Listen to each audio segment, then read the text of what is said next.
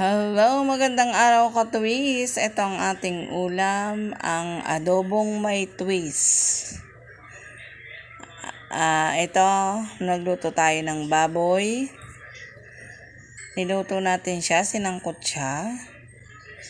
Nilagyan natin siya ng toyo, ng suka, at ng konting kalamansi.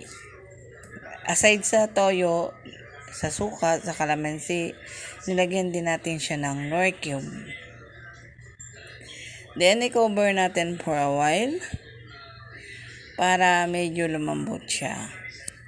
At kapag malambot na siya, lalagay na natin ang mga sahog na dapat niyang ilagay at mga kailangan.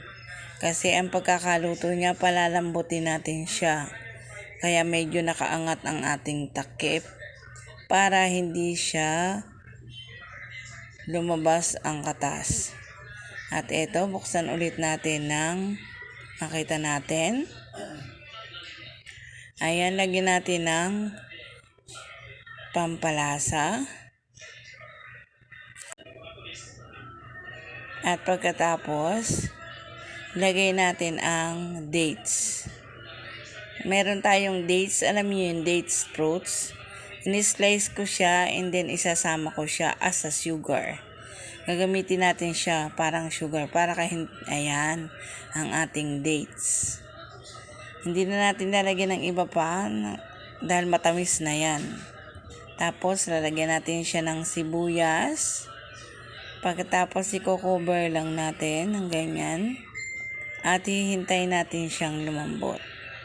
At pag na-cover na siya ng maayos, ilalagay natin ang ating potato, ang ating carrots para maging maayos ang lasa niya. Ayan. And then, i-cover lang natin siya. I-cover lang natin siya ng ganyan. At pag cover na siya, then i-open ulit natin. Ayan, okay na. Halu-haluin natin. Wow, tingnan mo ang pagkakaluto niya is very thick na siya, di ba? Yung pinakasabaw niya nawala na talaga. Yan ang gusto ko sa adobo. Yung medyo tuyo, di ba? Hindi na kailangan ng sabaw, di ba? Mas masarap kasi yung lasa niya kapag ganyan. Luto na ang lahat, okay na siya. At masarap na siya, sure. Diba? At pagkatapos niyang haluin, i-cover lang natin siya for a while and then hintayin na natin siya. Yan ang kanyang finished product. Ayan, oh. Diba? Masarap na. And then gagawa tayo ng tomato sauce. Yan. Ang ating tomato sauce, nilagyan ko yan ng giniling at ng hotdog. Yan. And then, ilagay natin sa kawali dahil magluluto tayo ng spaghetti na pang-almusal ng ating dalaga. Yan. Nilagyan ko rin siya ng cheese. Kita para madali. Para mabilis lang. Yan. At pagkatapos, lalagyan natin siya ng iba pang panglagay. Tulad ng ayan o, lagyan natin ng konting sugar at ng konting panglasa. Ayan. At hahalu-haluin lang natin siya. Tamang-tama lang ang panglasa niya, di ba? At tamang-tama din ang kanyang kulay, o di ba? Hindi siya gaanong pula. Yan ang kanyang sauce. At pagkatapos ilalagay natin ang kanyang ibang sauce. Ang iba pang dapat ilagay sa kanya. At ayan. Okay na siya. Ayan. Napakasarap na niya. Ayan, tikman na natin. At pagkatapos natin tikman yan, ayan, nilagyan natin ng Nestle cream. Maganda yung Nestle cream na yan dahil pampasarap yan. Ayan, halu-haluin lang natin ang ganyan. At pag nahalo-halo na natin yan, pwede na nating isama si spaghetti binoil natin. At yan ay ating pangsahog. Ayan, halu-haluin lang natin ang ganyan. Ayan, haluin lang natin ang ganyan. Ayan, at luto na ang ating, yan. Halu-haluin lang natin ang ganyan para mabilis. At pagkatapos, para mabilis maluto, maayos, at lalagay na natin ang ating noodles. Ayan, halu-haluin lang natin ang ganyan. At pagkatapos, luto na ang ating noodles. Ilalagay na natin para matapos na. Ayan, kumukulo na ng ganyan. Kulong-kulo na. And then, isama na natin. At ito, luto na. Gagawin na natin yan. At isasama na natin ang ating spaghetti binoil kanina.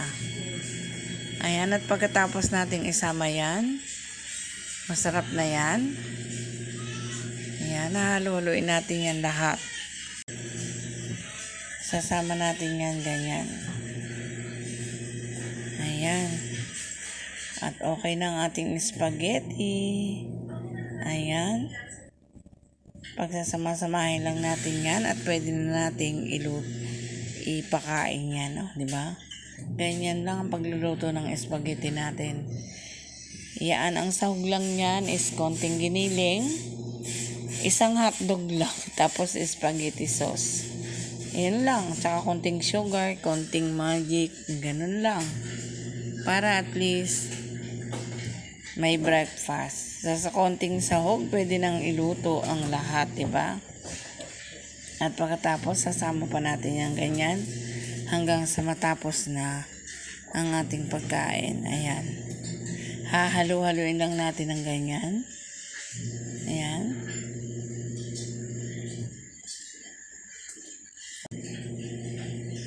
Ayan ang ating spaghetti.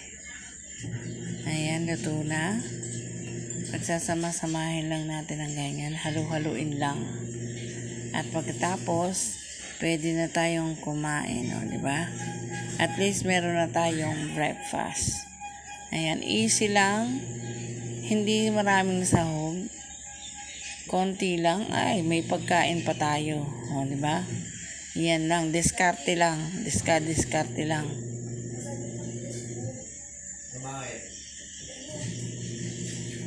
Yan, diskarte lang. O, diba? Ganyan lang ang pagkain natin. O, diba?